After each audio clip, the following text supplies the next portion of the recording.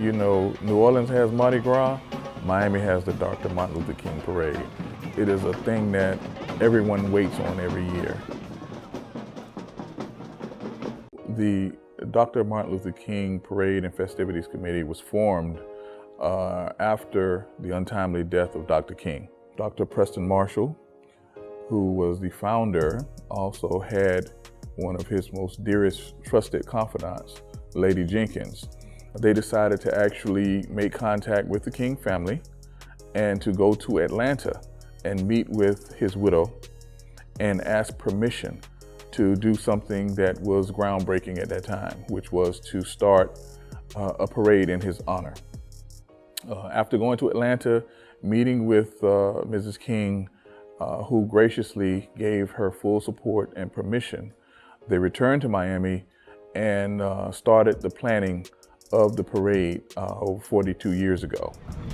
From that point, it became a South Florida stable datum where people would come out, and as of today, not only do we have individuals that attended the parade back then, but it's a generational thing now. You've had parents who bought their kids, and then those kids bought their kids. So, you know, it has now grown to the largest, longest running parade that's honoring Dr. King in the world. It is an all-day event. This is not one of those little parades that goes 2 or 3 blocks and then it's over. This is a long parade, okay? The parade route stretches over 8 miles, and it is action-packed from start to finish. We have over, I think, 14 or so high school bands involved in it.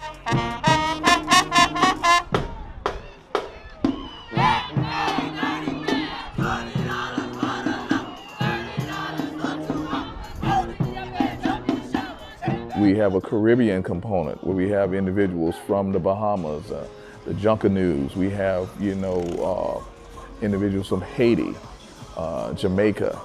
It is a melting pot of the diaspora involved in this parade.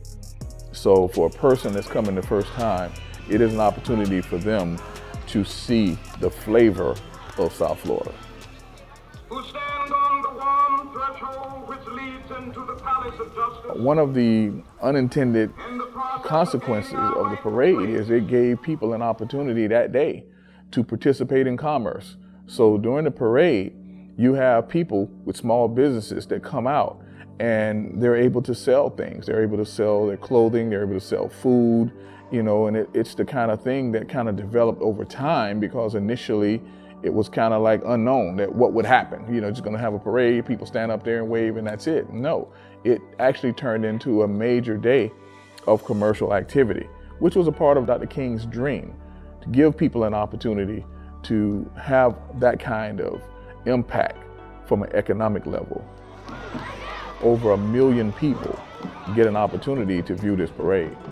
That's over 1 million people, that's over 1 million eyeballs. And if you know, like I know, everything is about attention. So this parade draws a lot of attention. It positively impacts the community by letting the community know that we all are one. We can get together, we can have a fun day. Of course, we know Dr. King was a minister, right? So his whole thing was to uplift the spirit of all mankind. And that day was designed for that to happen. That day is designed for people to come out no matter what their situations and circumstances are, no matter what their plight is in life. That day is designed for them to come and have hope.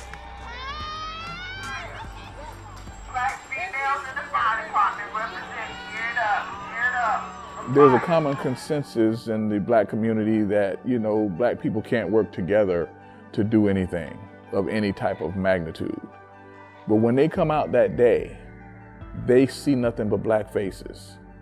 They see, you know, we have supporters of other races, but at the end of the day, they know that the Dr. Martin Luther King Parade and Festivities Committee is basically composed of people like them.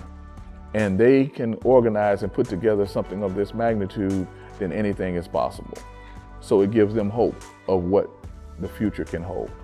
This parade honors his vision of all people coming together as one on this day and basically having peace, love, and harmony throughout the streets of Miami-Dade County.